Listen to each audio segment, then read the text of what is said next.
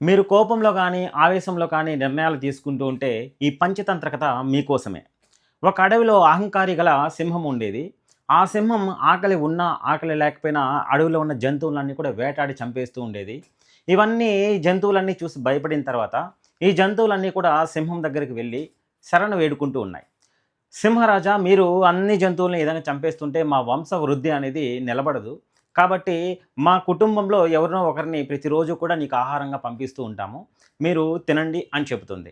దీనికి అనుమతిచ్చిన సింహము, ఈ జంతువులు కూడా చాలా ఆనందపడుతూ ఉన్నాయి. రోజు కూడా ఆ సింహానికి ఒక జంతువుని పంపిస్తూ ఉన్నాయి. పంపిస్తూ ఉన్నప్పుడు ఒకరోజు కుందేలు వంతు వస్తుంది. కుందేలు వంతు వచ్చినప్పుడు ఆ జంతువులకన్నీ కూడా కుందేలు చెప్తుంది, నేను ఈరోజు సింహాన్ని ఎలా అయినా చంపుతాను అని. ఆ కుందేలు రోడ్డు పైన వెళ్తూ ఎలా చంపాలని ఆలోచిస్తూ ఉంది. ఆలోచిస్తూ ఆలస్యంగా ఆ సింహం ఉన్న గుహ దగ్గరికి వెళ్ళింది. అప్పటికి ఆ సింహం చాలా ఆలస్యమైందని చాలా కోపంగా ఉంది.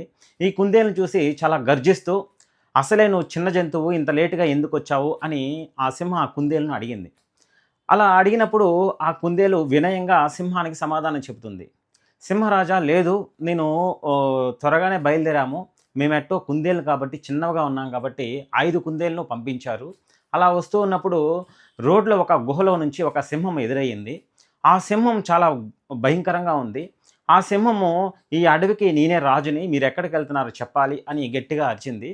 అప్పుడు లేదు, ఆ సింహరాజు గూడా ఒకరున్నారు, ఆయన దగ్గరికి మేమెళ్తున్నాము. ఆయనకి మేము ఆహారంగా వెళ్తున్నాము అని చెప్పింది. లేదు, ఏదైనా ఆహారమైనా, ఏదైనా నా అనుమతితోనే జరగాలిక్కడ. అలా జరగడానికి లేదు. కావాలంటే నాతో యుద్ధం చేసి గెలవమని చెప్పు మీ సింహాన్ని అని ఆ సింహం చెప్పింది. దానివల్ల దాంట్లో మాట్లాడి రావడానికి ఇంత సమయం పట్టింది అని ఆ సింహానికి చెబుతుంది. ఆ సింహానికి చాలా కోపమయ్యి, ఎక్కడున్నాడో ఆ సింహం నాకు చూపించండి. దాంతో నేను వేటాడి దాన్ని చంపుతాను. ఈ అడవికి నేనే కదా రాజు అని చెబుతుంది. అలా ఈ కుందేలు, సరే మహారాజా, మిమ్మల్ని నేను తీసుకెళ్తాను రండి అనేసి ఆ కుందేలు ఆ సింహాన్ని ఒక బావి దగ్గరికి తీసుకెళ్తుంది. బావి దగ్గరికి తీసుకెళ్ళి, సింహరాజా, ఆ సింహం ఈ బావిలోనే దాంకో ఉన్నాడు. ఈ మీరు వచ్చి చూడండి అని ఆ కుందేలు ఆ సింహానికి చెబుతుంది. ఆ సింహం కోపంగా ఆ బావిలో తొంగి చూస్తుంది. ఆ సింహం ప్రతిబింబమే దానికి కనిపిస్తుంది. అప్పుడు ఆ సింహం గట్టిగా గర్జిస్తుంది. గర్జించినప్పుడు బావిలో నుంచి ప్రతిధ్వని ఆ సింహానికి వినిపిస్తుంది.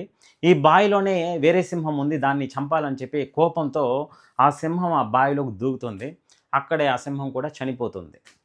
ఈ పంచతంత్ర కథలో మనం అర్థం చేసుకోవాల్సిందేమంటే, మన జీవితంలో కోపంలోనో, ఆవేశంలోనో తీసుకునే కొన్ని నిర్ణయాలు మనల్ని మనం పాడు చేసుకునే విధంగా ఉంటాయి. ఈ సింహంలాగా.